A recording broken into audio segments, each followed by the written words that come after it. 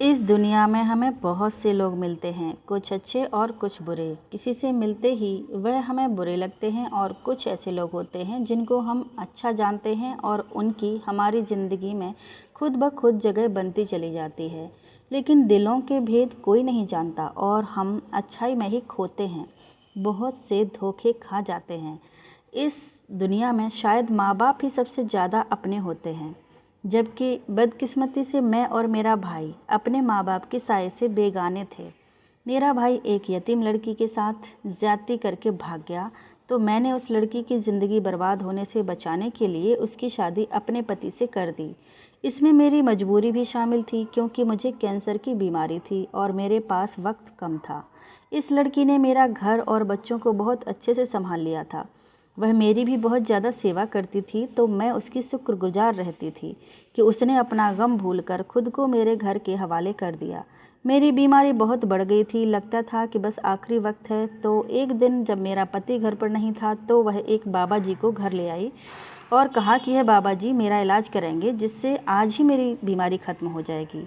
मगर जान तो उस वक्त निकली जब उस बाबा ने मेरे कान में कुछ कहा, जिसे सुनते ही मैं किचन से दूध का गिलास लेकर अपने छोटे भाई के कमरे की तरफ जा रही थी, क्योंकि मैं अच्छे से जानती थी कि इसने सुबह से कुछ खाया पिया नहीं था और इसी तरह भूख प्यास से निहाल अपने कमरे में बैठा रो रहा होगा।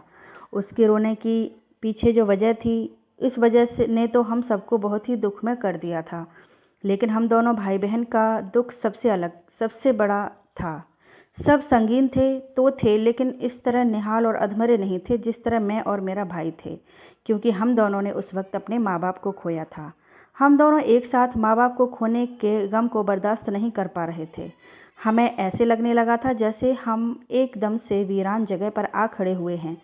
यहाँ पर हमारा कोई अपना नहीं है जो हमें इस वीराने और अंधेरे से निकाल कर अपनी मोहब्बत भरी ठंडी हवा में ले जा सके। मैं शादीशुदा थी और 2 बच्चों की माँ भी, इसलिए कुछ उनकी तरफ ध्यान करते हुए मुझे अपना गम महसूस नहीं होता था। मैं भी शायद अपने गम में डूबी रहती, लेकिन बच्चे किसी न किसी काम के लिए अपनी तरफ ध्यान दिलवा लेते थे, जिसकी वजह से मैं जो अपने छोटे भाई को अपने दुख में बिल्कुल ही भूल गई थी। अब इसको याद आई तो मुझे शर्मिंदगी महसूस हुई कि मैं कैसे अपने भाई को भूल सकती हूँ। पता नहीं बेचारा किस हाल में होगा। यह सोचते ही मैं किचन में आ गई थी। दिल में फैसला कर लिया था कि अब खुद के साथ अपने भाई को भी संभालना है, इसका ख्याल रखना है। और मैं जानती थी कि थोड़ा मुश्किल था, क्योंकि वह माँ बाबा का बहुत लाडला था। मेरी शादी तो माँ बाबा ने जल्दी कर दी थी, तो फिर मेरे बाद भाई ने ही माँ बाबा का ज़्यादा प्यार समेटा था। क्योंकि वह मुझसे काफ़ी छोटा था, तो मुझे भी बहुत प्यारा था। अपने बच्चों को मैं सुला चुकी थी, तो मैं उनकी तरफ से बेफिक्र हो गई भाई के कमरे में दाखिल हुई थी। यहाँ वह बिल्कुल मेरी सोच के मुताबिक बेड पर लेटा तकिए में मुंह दिए यकीनन रो रहा था, क्योंकि उसका हिलता वजूद उसकी हिचकियाँ भरने की निशानी थी। मैं अपने भाई को यूं तड़प तड़प के रोते हुए नहीं देखना चाहती थी, इसलिए जल्दी से आगे बढ़ती इससे खुद से गले लगा लिया, जिससे के बाद मैंने उससे खुलकर रोने दिया था, ताकि उसके दिल का बोझ हल्का हो जाए। फिर आहिस्ता आहिस्ता उसे चुप करवाते मैंने उसे तसल्ली और दिलासा दिया था, अपने साथ होने का यकीन दिलाया था। उससे कहा था कि अगर वह इसी तरह रोता रहा तो माँ बाबा को बहुत तकलीफ़ होगी। अब वह उनके लिए दुआ करे कि वह ऊपर खुश रहें, क्योंकि अब उन्हें हमारे आंसू नहीं, बस दुआ ही चाहिए थी। भाई के चुप करने पर मैंने उसे ज़बरदस्ती दूध का गिलास पिलाकर सोने के लिए लिटा दिया था, और मैंने इसी तरह छोटी छोटी बातें करते उसे सुला दिया था। इसके सोने पर मैं कमरे से बाहर आ गई थी। अपने भाई की हालत देखते मेरे अंदर तक उदासी छा गई थी। अभी तो मैं ये सोच रही थी कि अब मुझे अपने भाई को कहना है कि वह घर बंद करके मेरे साथ चले। मुझे यकीन था कि यह बात उसके लिए बहुत मुश्किल होने वाली थी। एक तो माँ बाप की जुदाई और दूसरा इस घर को छोड़ना। यहाँ उसने अपना सारा बचपन गुजारा था, उसके लिए आसान नहीं होने वाला था। लेकिन मैं अब अपने भाई को अकेला भी नहीं छोड़ सकती थी, क्योंकि अगर वह ज़्यादा अकेला रहता तो माँ बाप की यादों में घुलता रहता। तो इसीलिए उसका मेरे साथ जाना ही बेहतर था। मैं इस हवाले से अपने पति से भी बात कर चुकी थी और उन्हें इस पर कोई ऐतराज़ भी नहीं था। बाबा का कारोबार मेरे पति ने किसी भरोसेमंद आदमी के सर पर डाल दिया था, क्योंकि मेरा भाई अभी छोटा था और पढ़ रहा था, और मेरे पति का बाबा के कारोबार से बिल्कुल अलग किस्म का काम था। तो वह एक साथ उन्हें संभाल नहीं सकता था। हम दोनों मियाँ बीबी के दिल में यह था कि जैसे ही भाई की पढ़ाई पूरी होगी तो वह इसके हवाले कर देंगे सब। इससे पहले यह इरादा था कि थोड़ी देर के लिए यहाँ का चक्कर लगा लिया करेगा, जिससे इसे कारोबार की समझ भी आ जाएगी और इसका दिमाग भी बटेगा। लेकिन हमेशा वही नहीं होता है जो हम सोचते हैं या फिर जैसा हम चाहते हैं। इसलिए हम भी नहीं जानते थे कि जैसा हम दोनों मियाँ बीबी सोच रहे थे, ज़रूरी नहीं था बिल्कुल वैसा ही मेरा भाई करता भी और वैसा सोचता भी। वक्त गुजरने के साथ इसकी समझ बहुत जल्द आ गई थी और हम चाह कर भी अपनी मर्ज़ी के मुताबिक कुछ नहीं कर सके थे। माँ बाबा को गुजरे कुछ दिन ही हुए थे, तो जैसे तैसे करके मैंने भाई को अपने साथ ले जाने के लिए राज़ी कर लिया था। वह हमारे साथ गया तो था, लेकिन बहुत चुप और उदास रहता था और अपने कमरे में बंद रहता था। फिर कुछ मेरी और मेरे बच्चों की कोशिश से वह दोबारा पहले जैसा होने लगा था। इसे पढ़ने का बहुत शौक़ था, तो जल्दी ही वह बहुत बुरी तरह से अपने कॉलेज जाने और पढ़ाई में बिज़ी हो गया। अपने भाई को अपने बच्चों के साथ हंसते खेलते देखकर मुझे बहुत खुशी हुई थी। सब कुछ हमारी सोच के मुताबिक ही हो रहा था। एक दिन मैंने जब भाई से कहा कि वह बाबा के कारोबार की तरफ भी ध्यान दे, तो वह भड़क उठा और उसने कहा कि उसे उसकी तरफ बिल्कुल दिलचस्पी नहीं है और दूसरा उसके पास वक्त भी नहीं होता है कि वह अपनी पढ़ाई के अलावा कुछ कर सके। तो मेरे पति ने उसे काफ़ी समझाया, लेकिन वह नहीं माना। तो मैंने यह सोचकर दिल को तसल्ली दी कि अभी तो बेचारा पढ़ता है, यकीनन पढ़ाई के बाद वही बाबा का काम संभालेगा। इसके अलावा भला है ही कौन जो यह सब देखेगा। लेकिन यह मेरी सबसे बड़ी भूल साबित होने वाली थी। मेरे बच्चे भी बड़े हो रहे थे और मेरा भाई जवानी की दहलीज पर पहुंच रहा था, जिसे नज़र भर कर देखते भी मुझे डर लगता था कि कहीं मेरी नज़र ही ना उसे लग जाए। उसके कॉलेज के बाद यूनिवर्सिटी जाना शुरू कर दिया था। यूनिवर्सिटी जाने का उसे बहुत शौक़ था और वह अपनी पसंदीदा यूनिवर्सिटी में गया था, जिससे वह बहुत खुश था। लेकिन मैं कुछ दिन से देख रही थी कि वह कुछ ज़्यादा ही खुश रहने लगा है। लेकिन फिर मेरे दिल में अजीब सा शक पैदा हुआ कि उसकी खुशी के पीछे वजह क्या है। लेकिन इससे पहले कि मैं उसकी खुशी की वजह उससे पूछती, वह अपनी खुशी की वजह को ही घर में ले आया, जिसे देखकर मैं हैरान हो गई थी, क्योंकि यह मेरी सोच के बिल्कुल अलग था। एक दिन रोज़ के मुताबिक भाई यूनिवर्सिटी से आया तो अकेला नहीं था, बल्कि वह अपने साथ एक लड़की को भी लाया था। वह लड़की कुछ घबराई थी और कुछ शर्माई सी लगती थी। मैं अपने भाई के साथ एक लड़की को देखकर परेशान तो नहीं हुई थी, बल्कि कुछ हैरान सी थी, क्योंकि मेरे भाई के लड़के दोस्त बहुत कम थे।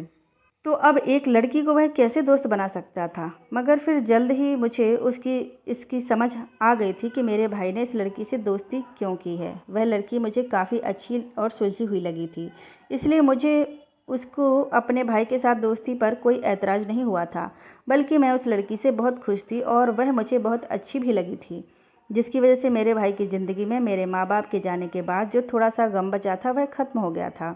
मैं और मेरे भाई, मेरे बच्चे, यहाँ तक कि मेरा पति भी इस लड़की से काफ़ी घुल मिल गए थे। वक्त के साथ दोनों की दोस्ती बहुत बढ़ गई थी, जिसकी वजह से मैं अब उन दोनों को एक नए नज़रिए से देखने लगी थी। मगर मैंने किसी से भी इस बारे में कोई बात नहीं की थी। मुझे लगता था कि वह दोनों एक दूसरे को पसंद करते हैं, तो मैंने सोच रखा था कि जैसे ही भाई की पढ़ाई पूरी होगी, मैं उन दोनों की शादी करवा दूँगी। पहले मुझे लगा था कि मेरा भाई इस लड़की से हमदर्दी कर रहा है और इसी वजह से इसकी तरफ ध्यान भटका हुआ है, क्योंकि उस लड़की का दुख भी हमारे जैसा ही था। मतलब वह लड़की भी मेरे और भाई की तरह यतीम थी। तो मुझे यही लगा कि भाई इसका और अपना दुख एक जैसे समझता है, इसलिए इससे हमदर्दी कर रहा है। लेकिन फिर वक्त गुजरने के साथ मुझे यकीन होने लगा था कि दोनों के बीच हमदर्दी से बढ़कर भी कुछ है। इसलिए उन दोनों की शादी के बारे में मेरा फैसला अब अटल हो चुका था। लेकिन उस सब की नौबत ही नहीं आई। इस लड़की की शादी तो हुई, लेकिन उसके दूल्हे के तौर पर मैंने जिसे देखा था वह दूल्हा नहीं बन सका था, और जो बना था दूल्हा शायद मैं मरकर भी नहीं चाह सकती थी। लेकिन शायद यह ज़िंदगी उन्हीं समझौतों और अपनी सोचों पर गुजरने का नाम था। मैं आज बेसब्री से अपने भाई का यूनिवर्सिटी से वापस आने का इंतज़ार कर रही थी। उसके लिए आज का दिन बहुत बड़ा था। वह चाहता था कि मैं उसके साथ यूनिवर्सिटी चलूं, लेकिन अपनी तबीयत ख़राब की वजह से मैं जा ना सकी थी। उसका यूनिवर्सिटी का आज आखिरी दिन था और उसे आज वहाँ सबके सामने उसकी कामयाबी का इनाम मिलने वाला था। मैं घर बैठे ही तस्वीर में ही इसे अपना इनाम लेते और खुश होते देख रही थी। मैं आज दिल से सुकून में थी क्योंकि मैंने अपने भाई को बिल्कुल वैसा ही बना दिया था जैसा कभी मेरे बाबा चाहते थे। मेरे भाई ने आज मेरा सर फ़ख्र से बुलंद कर दिया था। मैं अपनी उन्हीं सोचों में गिरी बैठी खुद ही मुस्कुरा रही थी जब एकदम से चौंक कर मैंने घड़ी की तरफ देखा था। यहाँ पर मौजूदा वक्त देखते ही मुझे थोड़ी परेशानी होने लगी थी क्योंकि इस वक्त तो मेरे ख्याल में भाई को आ जाना चाहिए था, मगर मैं अपनी परेशानी में यह भूल गई थी कि शायद यह परेशानी में अब मेरे सर पर सवार होने वाली है। मेरा भाई, जिसका सोचते अभी थोड़ी देर पहले ही मैं अपना सर फ़ख्र से ऊंचा महसूस कर रही थी, वह सर हमेशा के लिए झुकने वाला है। मेरा भाई आज अपना इनाम लेते मेरे सारी सोचों के और ख्वाबों को मिट्टी में मिलाने वाला था। मैं कुछ भी नहीं जानती थी और ना ही कभी ऐसा सोच सकती थी, मगर जब यह हुआ तो मैं जैसे मरती गई। दोपहर से शाम और वक्त हुआ तो मेरी परेशानी बहुत बढ़ गई थी। मैंने भाई को कई बार फ़ोन किया लेकिन आगे से नंबर बंद जा रहा था, जिसकी वजह से मेरा जिस्म कांपने लगा था कि कहीं कुछ हो ना गया हो, क्योंकि पहले कभी भाई मुझे बताए बगैर कहीं नहीं गया था। मेरा पति मेरी परेशानी देखते हुए उसकी यूनिवर्सिटी जाकर पता कराया था, लेकिन आगे से खाली यूनिवर्सिटी देखते वह मायूस होते वापस आ गया था। परेशानी से मेरा रो रो कर बुरा हाल था। हर वह जगह पता कर चुके थे जहाँ पर हमें इसके होने की उम्मीद थी। बढ़ती शाम मेरी फ़िक्र और परेशानियाँ बढ़ोतरी होती जा रही थी। जब इसी वक्त मैंने भाई की दोस्त को घर में आते देखा तो मैं भागकर उसकी तरफ गई थी कि शायद वही कुछ मेरे भाई के बारे में जानती होगी। लेकिन उसके नज़दीक पहुंचने पर जब इसकी हालत पर मैंने ध्यान दिया तो मैं कुछ पल के लिए लड़खड़ा सी गई थी। वह इस वक्त मेरे सामने बिखरे बालों, मुंह पर जगह जगह पड़ी खराशों और कहीं कहीं से फटे कपड़ों के साथ बेहाल सी खड़ी थी। मेरे ख्याल में आया कि कहीं मेरा भाई इसके साथ तो नहीं था। यकीनन किसी की लड़ाई झगड़ा हो गया होगा या फिर उनको कोई रास्ते में चोर डाकू मिल गए होंगे। इसलिए मैंने धड़कते दिल के साथ उसे अपने भाई के बारे में पूछा तो वह आगे से बिलख बिलख कर रोने लगी थी, जिससे मैंने उसे गले लगा लिया और फिर से अपने भाई के बारे में पूछने लगी थी, क्योंकि जब तक अपने भाई को सही सलामत अपनी आंखों के सामने ना देख लेती मुझे चैन नहीं आना था। मगर उसने मेरे साथ गले लगते हुए जो बात कही उससे ने मेरे जैसे जीते जी मुझे मार दिया था। मैं एकदम से लड़खड़ा सी गई थी। इससे पहले कि मैं गिरती वह लड़की मुझे सहारा दे गई थी। मुझे इस लड़की की बात पर बिल्कुल यकीन नहीं आया था, शायद आ ही नहीं सकता था, क्योंकि मुझे अपने भाई पर खुद से ज़्यादा भरोसा था। लेकिन अपने सामने मौजूद लड़की का रोना बिलखना, उसकी बिखरी हालत और इस वक्त अपने भाई की गैर मौजूदगी मुझे किसी और तरफ सोचने भी नहीं दे रही थी। इसलिए मैं इस लड़की को संभालने की बजाय खुद यह खबर सुन के अपने होश खो बैठी थी। जब मुझे हॉस्पिटल में होश आया तो वही लड़की मेरे पास खड़ी थी। इस वक्त भी वह रो रही थी, लेकिन इसकी हालत पहले से कुछ बेहतर थी। पता नहीं मुझे कितनी देर बाद होश आया था। मैं इस लड़की की तरफ ही देख रही थी जब इसी वक्त मेरा पति भी वहीं चला आया। वह भी मुझे बहुत परेशान लग रहा था। मैंने उसे देखते ही एक बार फिर अपने भाई के बारे में पूछा था और उसके ना में सिर हिलाते ही मैं रोते हुए अपनी आंखें बंद कर ली थीं। मेरे अंदर अपने पति और उस लड़की का सामना करने की हिम्मत नहीं थी, इसलिए बस शर्मिंदगी से रोए जा रही थी। मगर दिल में एक कसक सी थी और बस एक बार अपने भाई से सामना करने की ख्वाहिश थी, क्योंकि जब तक अपने भाई के मुंह से उसका जुर्म ना सुन लेती मेरा दिल यकीन करने वाला नहीं था। इस वक्त जो हालात थे, मेरे पास अपने भाई की बेगुनाही का कोई सबूत नहीं था, इसलिए सिवाय नज़रें झुकाना और रोने के अलावा मेरे पास कोई चारा नहीं था। अस्पताल आए मुझे एक रात गुजर गई तो मुझे हैरानगी होने लगी कि आखिर मुझे ऐसा भी क्या हो गया है कि अभी तक अस्पताल से छुट्टी नहीं मिल रही थी। जब यह बात मैंने अपने पति से पूछी तो उसने नज़र चुराते हुए जो बताया उसने मेरे होश उड़ा दिए थे और मैं बिलख बिलख कर रो रही थी कि आखिर यह हमारे साथ क्या हो रहा है। मैं जो कल शाम तक इतना खुश थी वह सारी खुशी बस ख़त्म हो चुकी थी। पहले भाई का कहीं चले जाना, उसके जाने के से पहले अपने यतीम दोस्त से जुल्म करना और अब मुझे इतनी ख़तरनाक बीमारी लग चुकी थी। मुझे लग रहा था कि अब बस मैं जल्दी ख़त्म हो जाऊंगी और अपने भाई की शर्मनाक हरकत से मुझे लग रहा था कि मैं जीते जी मर गई। अब हकीकत में मेरी मौत बहुत करीब थी। मुझे कैंसर की बीमारी हो चुकी थी और डॉक्टर ने कोई अच्छी उम्मीद नहीं दिलाई थी। मैं एकदम से बूढ़ी हो गई थी और चुप भी। घर आने के बाद हालात को मद्देनज़र रखते हुए मैंने एक बड़ा फ़ैसला लिया। मेरा फ़ैसला सुनते ही पहले तो मेरे पति ने मना किया, लेकिन फिर मैंने उसे बच्चों का वास्ता दिया तो अपनी बात मनवा ही ली। जिस लड़की से मेरे भाई ने ज्यादती की थी, मैंने उसे अपने पति की शादी करवा दी थी। मैंने उस लड़की की भी ज़िंदगी संवारने की कोशिश की थी और साथ में आने वाले वक्त में अपने पति और अपने बच्चों की बेहतरी के लिए मुझे यह फैसला बिल्कुल ठीक लगा था, क्योंकि मैं अच्छे से जानती थी कि मेरे मरने के बाद मेरा घर बिखर कर रह जाएगा। अब यही आसरा था कि यह लड़की मेरे घर को और बच्चों को संभाल लेगी। वह लड़की मेरा भी बहुत ज़्यादा ख्याल रखने लगी थी। मेरी बीमारी से ज़्यादा मुझे मेरे भाई की गुमशुदगी ने मरने के करीब लाकर खड़ा कर दिया था। मेरी आंखें हमेशा मेरे भाई के इंतज़ार में रहती थीं, क्योंकि एक बार मैं उससे मिलकर उसके जुर्म को उसके मुंह से सुनना चाहती थी, लेकिन ऐसा होता नज़र नहीं आ रहा था और मैं दिन ब दिन मायूस होती जा रही थी, जिसकी वजह से मेरी बीमारी और यह दुख मुझे अंदर से बिल्कुल ख़त्म करते जा रहे थे। पता नहीं क्यों मेरे दिल को बहुत से वहम और शक ने घेर लिया था। दिल को हर वक्त एक अजीब सी बेचैनी लगी रहती, जैसे बहुत कुछ बुरा होने वाला है। तब मैं सोचती कि अब इससे बुरा और क्या हो सकता है। जिस भाई पर मुझे इतना फ़क्र था, इतना नाज था, वही उस लड़की के साथ जुल्म करके भाग चुका है, तो मेरे सोच के मुताबिक तो इससे बड़ा कुछ हो ही नहीं सकता था।